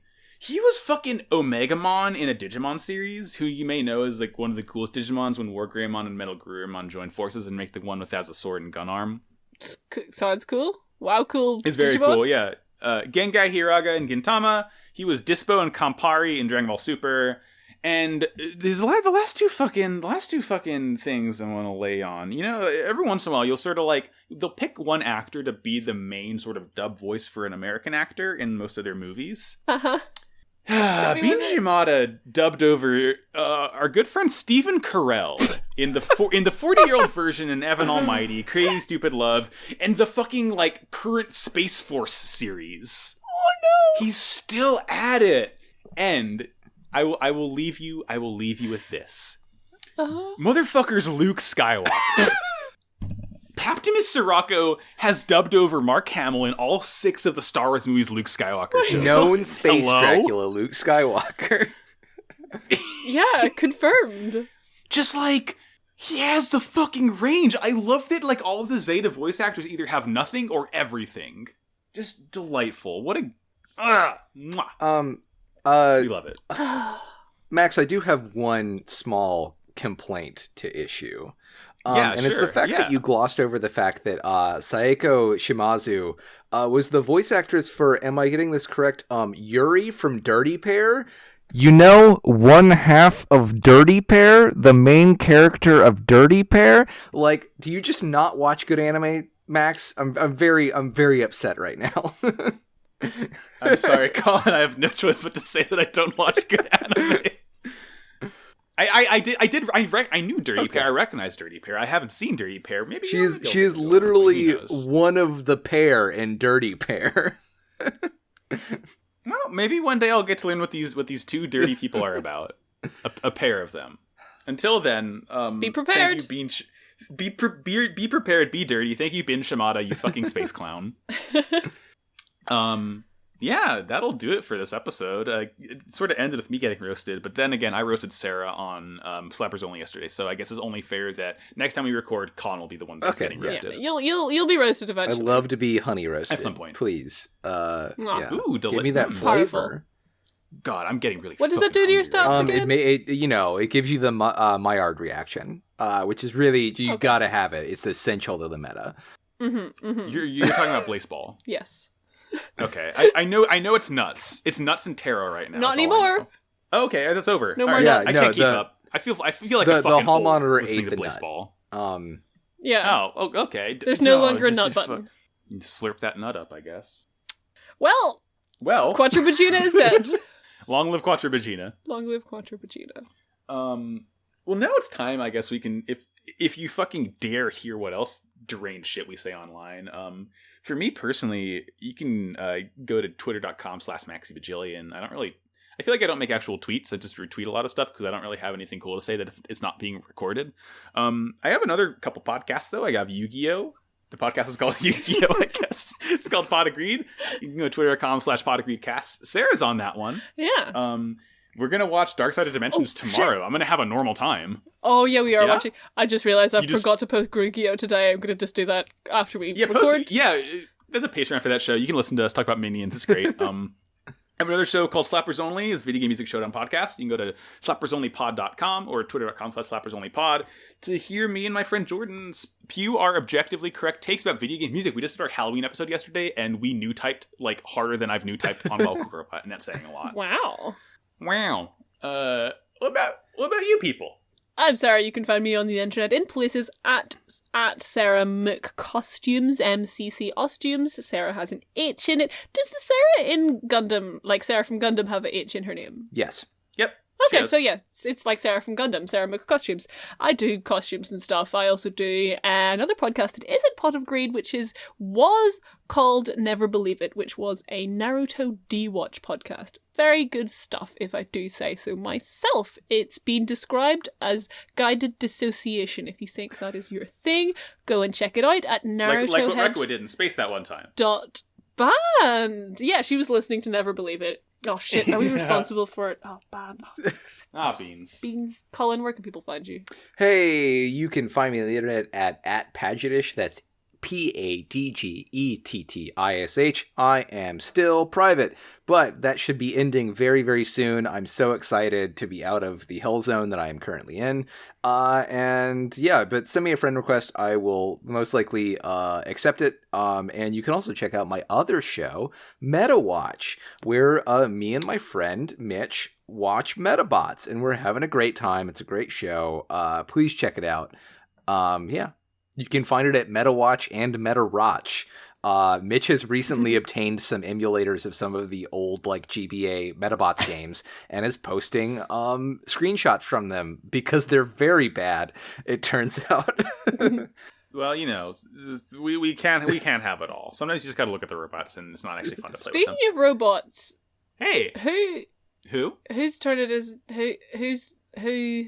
Which of us? Well, fuck. Whose was it? I don't know. we've gotten on this bad tinge where I'm just gonna pick you, Sarah. Ask me the question, Max. I'm not afraid. What's your robot of the week, Sarah? It's Mecha Naruto. Next question. Oh shit, that's kind of a scary one. Listen, he can fire missiles. I don't know anything about Mecha Naruto. just like Gundams. Sure. Oh man, Give that fucker a V-fin. Well, I mean, it sucks that Church of Nart's over, so you'll never ever find anything out about Mecha Naruto. Like, if only Church of Nart hadn't ended, I might find out what Mecha Naruto is, but I never will. So nothing gold can It's stay. actually, I don't know, it makes sense that you don't know anything about Mecha Naruto, because I took this really cool quiz about Naruto recently and realized that I don't know anything about Naruto. Oh, you mean the cool quiz that you can find if you go to narutoquiz-fun.neocities.org. You can take a fun quiz that will tell you how much you know about Naruto, which I can guarantee you will be less than you think. Yeah, I thought I knew almost everything about Naruto, and actually I don't know anything, and it was very humbling. Yeah, we all need a little bit of like humility on being put in our places. And I guess all that leaves is for us to say goodbye to you as we once more return to the soup. And we say goodbye to Quattro Bagina. And we say goodbye to Quattro Bagina forever. In the words of the late, great Quattro Bagina, war is bad. Flippers and all, wow. Cool as Nabel. Ah!